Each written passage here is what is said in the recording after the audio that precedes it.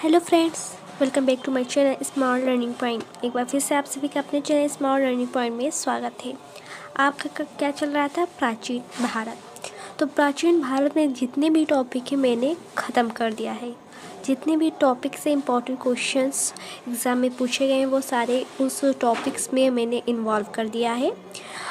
तो अगर आप न्यू हैं तो उन सारे टॉपिक्स को देख सकते हैं। जैसे आप लोगों ने अच्छे से स्टडी बना ली है बुक से, तो उसको मैं बार बार यही रिपीट करती हूँ। जैसे बुक से स्टडी बना ली है, फिर उसके बाद में देखेंगे कि उस टॉपिक से कितने क्वेश्चन, कौन से क्वेश्चन एग्ज़ाम के पॉइंट ऑफ व्यू आपसे इम्पॉर्टेंट है, उससे आपको देखना है। तो ये आपको मेरे स्मार्ट लर्निंग पॉइंट चैनल पर मिलता है। तो आपका मैं बताना चाहूँगी आपको कि प्राचीन भारत के जितने भी टॉपिक हैं मैंने समाप्त कर दिया है। आज इस वीडियो में मैं प्राचीन भारत का विविध तो दो तीन मतलब देखा जाए तो कम से कम 80 क्वेश्चन करा देंगे। मतलब मिलावट विविध, मतलब जैसे हर टॉपिक्स के कई क्वेश्चन जो हैं वहाँ यहाँ मिलावट का मिक्सचर वाले क्वेश्चन बताएंगे। बस आपका प्राचीन भारत ख़त्म हो जाएगा। फिर आप लोग का नेक्स्ट आप लोग का जो हिस्ट्री में है वो स्टार्ट करेंगे प्राचीन भारत के बाद में। देखिए, आज का फर्स्ट क्वेश्चन था कि किस विदेशी यात्री ने भारत का दौरा सबसे पहले किया था। मैंने आपको बताया था जब मैं टॉपिक क्लियर करवा रही थी, तो आपको मैंने बताया था कौन था, मेगास्थनीज था। और आप लोग को कमेंट बॉक्स में बताना है कि मेगास्थनीज किसके शासनकाल में भारत आया था। ओके, नेक्स्ट क्वेश्चन देखने को मिला था, देखेंगे। नेक्स्ट क्वेश्चन था प्राचीन भारत में निम्नलिखित में से कौन सा विद्या अध्ययन का केंद्र नहीं था। जैसे तक्षशिला, विक्रमशिला, नालंदा, कौशाम्बी कौन नहीं था। तो आपको बता दें कौशाम्बी नहीं था। बाकी प्राचीन भारत में अगर देखा जाए तो तक्षशिला, विक्रमशिला, नालंदा ये सभी आपके विद्या अध्ययन केंद्र थे। नेक्स्ट क्वेश्चन देखेंगे, एग्ज़ाम में पूछा गया था कि सोन की खोज किसने की थी। मैंने भी जब टॉपिक आपको क्लियर करवा रहे थे तो उस टॉपिक मैंने बताया था, और यहाँ विविध में करवा रही हूँ तो विविध में सारे टॉपिक्स के जो बहुत ही इंपॉर्टेंट क्वेश्चन है मैंने इन्वॉल्व किया है। ठीक है, सोन की खोज किसने की थी आपको पता होगा, आर्यभट्ट जी ने की थी। अगला प्रश्न है कि महापाषाण संस्कृत जो 1500-1000 ईसा पूर्व है हमें दक्षिण भारत के उस ऐतिहासिक युग से परिचित कराती है जब महापाषाण काल में उपयोग लाए जाते थे पत्थर के बने अस्त्र नहीं, पत्थर के बने औजार और उपकरण नहीं, बड़े पत्थरों से घेरी गई समाधियाँ। ठीक है, उस समय ये हुआ था। अगला प्रश्न देखेंगे क्या है आपका, तो देख लेते हैं। अगला प्रश्न है किस पुस्तक का 15 भारतीय और 40 विदेशी भाषाओं में अनुवाद किया जा चुका है। तो मैंने बताया था आपको, यहाँ देखिए आपका हो जाएगा, एक सेकेंड। तो देखिए नेक्स्ट क्वेश्चन जो है वो कह रहा है किस पुस्तक का 15 भारतीय और 40 विदेशी भाषाओं में अनुवाद किया जा चुका है। Option A, option B, option C. ठीक है, तो यहाँ सी राइट होगा। जो पंचतंत्र है या 15 भारतीय और 40 विदेशी भाषाओं में अनुवाद किया जा चुका है। नेक्स्ट क्वेश्चन है न्यूमिस्मेटिक्स क्या है। प्राचीन पांडुलिपियों का अध्ययन, सिक्कों व धातुओं का अध्ययन। तो न्यूमेटिक्स क्या है, सिक्कों व धातुओं का अध्ययन न्यूमिस्मेटिक्स कहलाता है। ओके, अगला प्रश्न है हितोपदेश के लेखक। तो हितोपदेश के लेखक कौन है, बाणभट्ट नहीं, भवभूति बिल्कुल नहीं, यहाँ आपके हो जाएंगे नारायण पंडित जी। तो C option is the right option है। तो ये सारे क्वेश्चन आपके बहुत ही इंपॉर्टेंट है। यहाँ अगला प्रश्न देखेंगे। देखिए क्वेश्चंस मेरे आंसर बताने से पहले आप लोग के दिमाग में आ जाना चाहिए इस क्वेश्चन का आंसर क्या होगा। आपका प्रैक्टिस भी यहाँ चल रहा है। ये बाय द वे ये तो बात है कि मैं यहाँ आपको आंसर सही भी बता रही हूँ। नाट्य शास्त्र की रचना किसने की थी। ठीक है, नाट्य शास्त्र की रचना ऑप्शन ए है वसुमित्र ने, नहीं अशोक घोष ने, बिल्कुल नहीं भरत मुनि ने। जी हाँ, तो नाट्य शास्त्र की रचना आपके भरत मुनि जी ने की थी। किसने, भरत मुनि जी ने।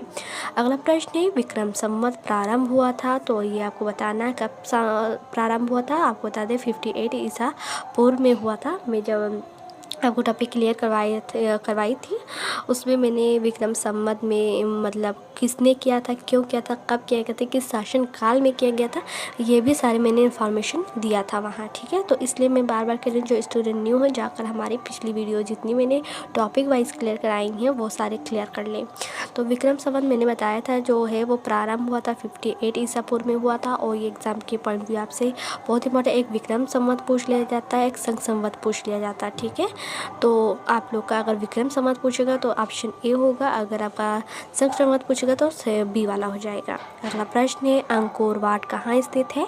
वियतनाम में नहीं, तिब्बत में बिल्कुल नहीं, इंडोनेशिया में नहीं, कंबोडिया में स्थित है। आपको अंकोर वाट जो देखा गया था वो कहाँ था? कंबोडिया में था। अगला प्रश्न है पूरा पाषाण काल में आदिमानव मनोरंजन के जो साधन थे वो क्या थे? शिकार, जुआ, संगीत, घुड़सवारी। तो आपको पता होगा पूरा पाषाण काल में जो आदिमानव थे उनके मनोरंजन के साधन शिकार थे। अगला प्रश्न है निम्नलिखित में से किसकी चाल को लिथिक एज कहा जाता है? ठीक है, पूरा पाषाण काल को नहीं, नव पाषाण काल को नहीं, यह ताम पाषाण को क्या कहा जाता है? चालकोलिथिक एज कहा जाता है। क्या? ताम पाषाण युग को चालकोलिथिक एज कहा जाता है। अगला प्रश्न है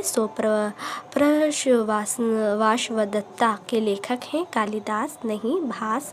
जी हाँ, भास जी इसके लेखक हैं। अगला प्रश्न है नालंदा विश्वविद्यालय किसके लिए विश्व प्रसिद्ध था? चिकित्सा विज्ञान के लिए, तर्कशास्त्र के लिए, बौद्ध दर्शन के लिए। तो बौद्ध दर्शन के लिए फेमस था। तो आपका क्या हो जाएगा यहाँ? बौद्ध दर्शन। अगला प्रश्न है उस स्रोता का नाम बतलाएं जो प्राचीन भारत के व्यापारिक मार्गों पर मौन है। ठीक है, मार्गों पर मौन है। तो उस स्रोत का नाम उस स्रोत का नाम बतलाएं जो प्राचीन भारत के व्यापारिक मार्गों पर मौन है। संगम साहित्य नहीं, इसमें तो था ही आपका मिलिंद पन्हो। जी हाँ, मिलिंद पन्हो जो था उसमें ऐसा कोई बात व्यापारी मार्गों पर नहीं की गई थी। इस प्रकार से अगर हम देखेंगे तो अगर व्यापारिक मार्गों पर मौन कौन है तो वो मिलिंद पन्हो हो जाएगा। बाकी क्या संगम साहित्य, जातक साहित्य और यहाँ ये सब आपका अलग हो गया। आधुनिक मानव के हाल का पूर्वज है। आधुनिक मानव के हाल का पूर्वज जावा मनुष्य, क्रो-मैग्नन मनुष्य, निएंडरथाल मनुष्य। तो कौन है यहाँ आपका देखने को मिलेगा ऑप्शन बी, क्रो-मैग्नन मनुष्य। आधुनिक मानव के हाल का पूर्वज क्रो-मैग्नन मनुष्य है। B option is the right option हो जाएगा। अगला प्रश्न है ईसा की प्रारंभिक सदियों में भारत तथा रोम के बीच घनिष्ठ व्यापारिक संबंधों की सूचना किस पुरास्थल की खुदाई से प्राप्त हुई है? तो ईसाई की प्रारंभिक सदियों में भारत तथा रोम के बीच घनिष्ठ व्यापारिक संबंधों की सूचना किस पुरास्थल की खुदाई से प्राप्त हुई है? कह रहा है मदुरै, ताम्रलिप्ति, तोंडे, अरिकेमेंडे। तो यहाँ हो जाएगा अरिकमेडू। ठीक है। अगला प्रश्न है आधुनिक देवनागरी लिपि का प्राचीन रूप है खरोष्टी, ब्राह्मी, प्राकृतिक, पाली। तो अगर आधुनिक देवनागरिक बोला जाए तो ब्राह्मी हो जाएगा। तो आधुनिक देवनागरी लिपि का प्राचीनतम रूप आपका ब्राह्मी है। अगला प्रश्न देखेंगे नेक्स्ट क्या है, कह रहा है मानव द्वारा सर्वप्रथम प्रयुक्त अनाज था चावल, गेहूं, जौ, ज्वार, बाजरा। तो यहाँ हो जाएगा आपका गेहूं व बाजरा। तो मानव द्वारा सर्वप्रथम यही यूज़ किया गया था अनाज में। तो आपका यहाँ भी ऑप्शन राइट हो जाएगा। प्रश्न कौन जोड़ा सुमिलित नहीं है? रवि कीर्ति पुलकेशन द्वितीय थे, भवभूति कन्नौज के यशोवर्धन थे कि हरिशेण वर्ष कौन? तो यहाँ आपका है कौन सा सुमिलित नहीं है? हरिशेण जो है हर्ष नहीं होगा यहाँ, बाकी का आपका राइट ऑप्शन हो जाएगा। तो दंडी नरसिंहवर्मन यही सही बात है। भवभूति कन्नौज के यशोवर्मन, रवि कीर्ति पुलकेशिन द्वितीय। पर यहाँ अगर देखा जाए हरिशेण वर्ष तो ये गलत है। अगला प्रश्न देखेंगे आगे क्या है, आज ये आपका समाप्त करने वाले हैं हम। अगला प्रश्न है आप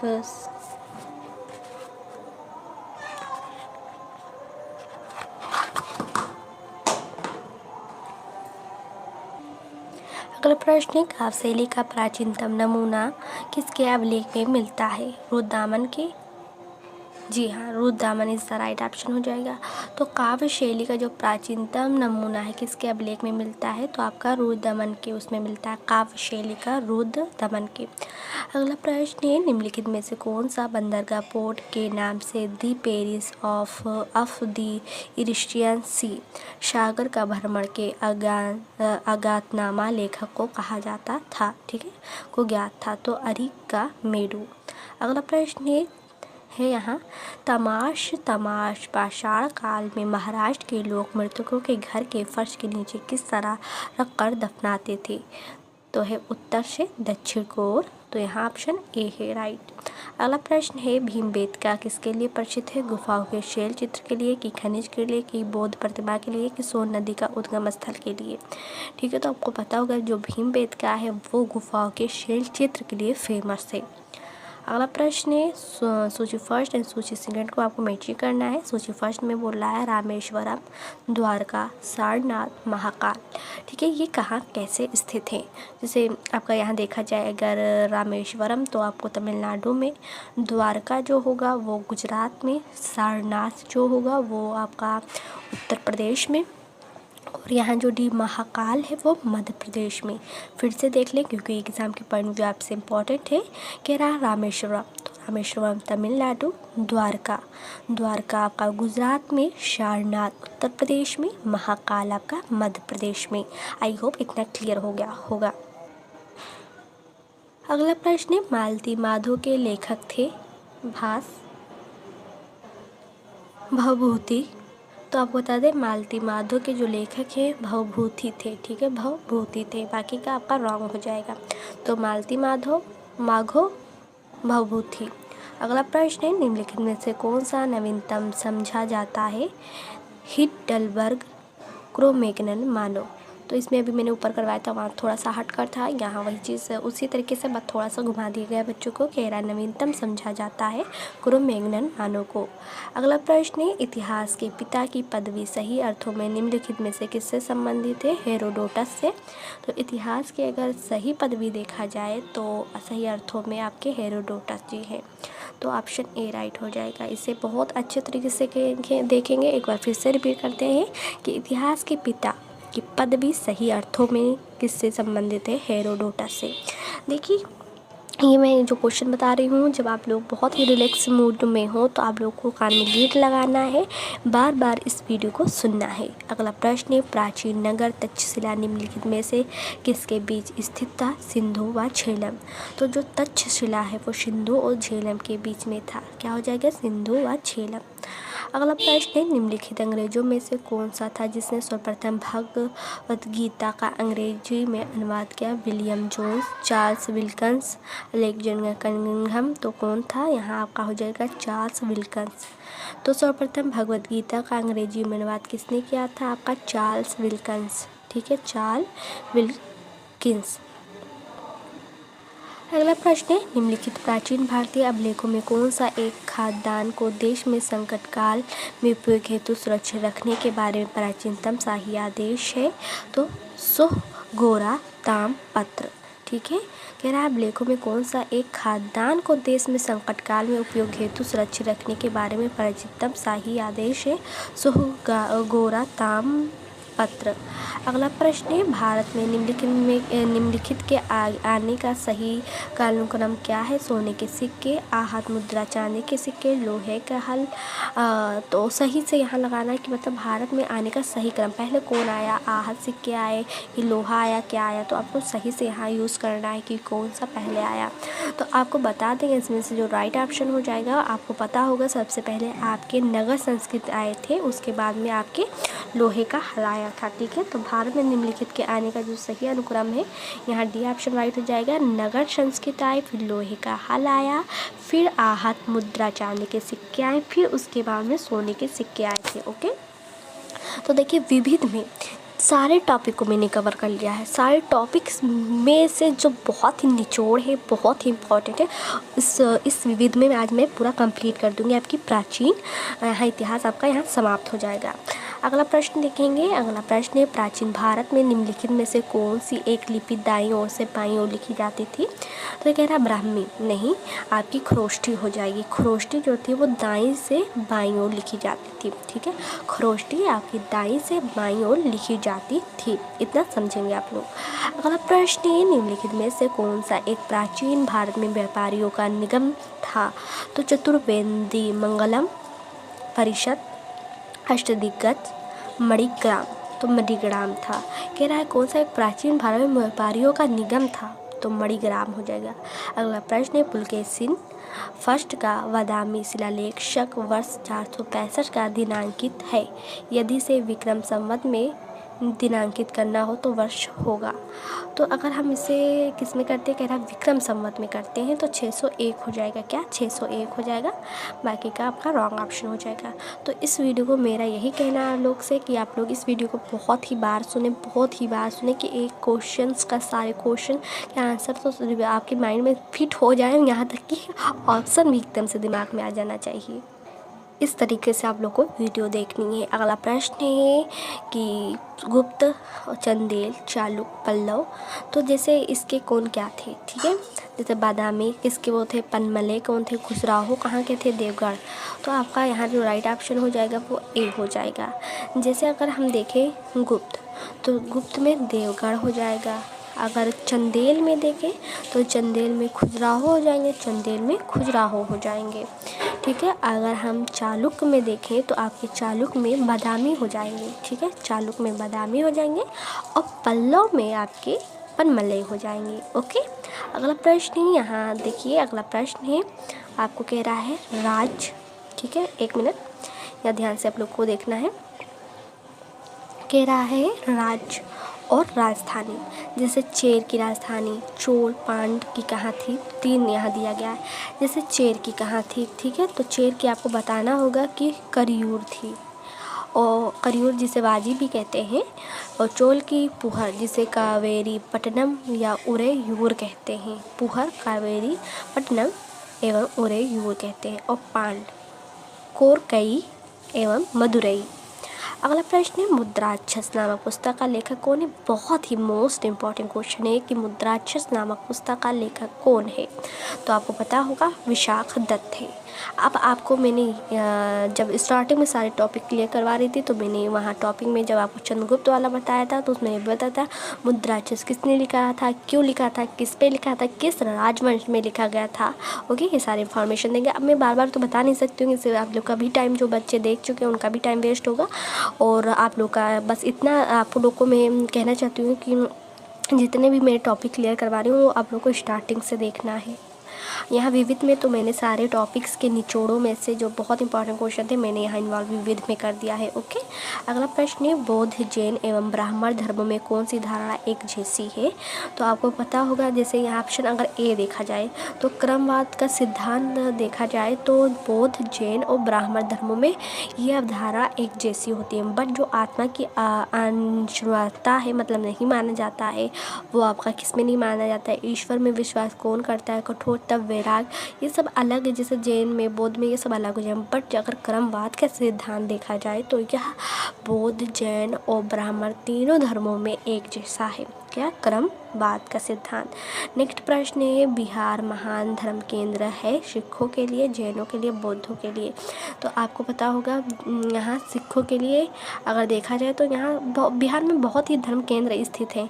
स्पेशल ये नहीं, आप कई लोग कहेंगे बौद्धों के लिए, नहीं, इन सभी के लिए बिहार, क्योंकि ऑप्शन में यहाँ इन सभी में दिया गया। अगर एक जैसा पूछा जाता तो हम बौद्ध लगाते, बट यहाँ कह रहा, यहाँ ऑप्शन में डी भी था ऑप्शन, तो यहाँ भी ध्यान देना है आप लोग को। कह रहा था बिहार महान धार्मिक केंद्र है, तो यहाँ सिखों के लिए भी है, जैनों के लिए भी है, बौद्धों के लिए, इन सभी के लिए है। ओके, चलिए नेक्स्ट क्वेश्चन देखते हैं।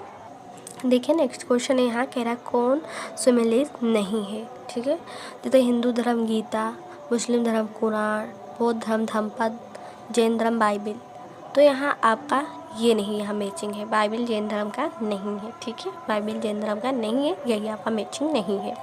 बाकी का तो जैसे हिंदू धर्म गीता हो गया, मुस्लिम धर्म कुरान हो गया, बौद्ध धर्म धम्मपद हो गया। अगला प्रश्न है निम्नलिखित युग्मों में से कौन एक सही सुमेलित नहीं है। यहाँ भी यही पूछ रहा है, जैसे कर्पूर मंजरी, तो यही नहीं यहाँ मैचिंग है। बाकी मालकी, निमित्रम कालिदास जी की है, मुद्राक्षम विशाख दत्त के मैंने बताया था, और सुंदरानंद जो है अशोक घोष की है। बट यहाँ मैचिंग वाला कह रहा था कौन सा नहीं है, तो आपका यही कर मंजूरी हर्ष वाला हो जाएगा। अगला प्रश्न है मानव द्वारा सर्वप्रथम प्रयुक्त धातु था, ठीक है। अब यहाँ अगर देखा जाए तो आपका तांबा था, फिर बाद में चांदी, वो तांबा, फिर लोहा, फिर चांदी, फिर सोना, इस तरीके से आया। बट यहाँ प्रश्न है मानव द्वारा सर्वप्रथम प्रयुक्त यूज़ की गई धातु कौन सी है, मेटल, तो वो तांबा हो जाएगी। अगला प्रश्न है प्राचीन कालीन भारत में हुए वैज्ञानिक प्रगति के संदर्भ में निम्नलिखित में से कौन से कथन सही है। प्रथम, सती ईस्वी में विभिन्न प्रकार के विशेष छल औजारों का उपयोग आम था। तीसरी शताब्दी कह रहा है ईस्वी के आरंभ में मानव शरीर के आंतरिक अंगों के प्रत्यारोपण शुरू हो चुके। पाँचवीं शती ईस्वी में कोण के जया का सिद्धांत ज्ञात हुआ और सातवीं शती में ईस्वी में चक्रीय चतुर्भुज का सिद्धांत ज्ञात हुआ। कह रहा कौन सा कथन इसमें से सही है, बस आपको एक बताना होगा जो इसमें से सही होगा। तो अगर देखा जाए आपका केवल 1, 2 नहीं, केवल 3, 4 नहीं, केवल 1, 3, 4। अब एक में था कि प्रथम सती ईस्वी में विभिन्न प्रकार के विशेष शल औजारों का उपयोग आम था, तो एक ये सही होगा। और तीसरा में था तीसरी सदी में आरंभ में मानव कहीं थोड़ी ना यहाँ तीसरी सदी में प्रत्यारोपण हुआ था अंगों का, नहीं, इसमें नहीं हुआ, ये गलत हो जाएगा। तीसरे में कह रहा था पाँचवीं सदी, इसमें कोण के जया का सिद्धांत ज्ञात हुआ, जी हाँ। और सातवीं में इसमें चक्रीय चतुर्भुज का सिद्धांत ज्ञात हुआ। तो आपका फर्स्ट और 3 और 4 राइट होगा, बाकी का रॉन्ग दूसरा वाला हो जाएगा। कहीं थोड़ी ना उसमें अंग का प्रत्यारोपण हुआ था, जैसे किडनी अगर ख़राब हो गई तो फिर उसके दूसरे किडनी लगाया गया, ठीक है, ऐसा तो हुआ नहीं था, तो इसलिए वाला गलत हो जाएगा। प्राचीन भारत में वो बौद्ध कौन थे, ठीक है, कौन थे।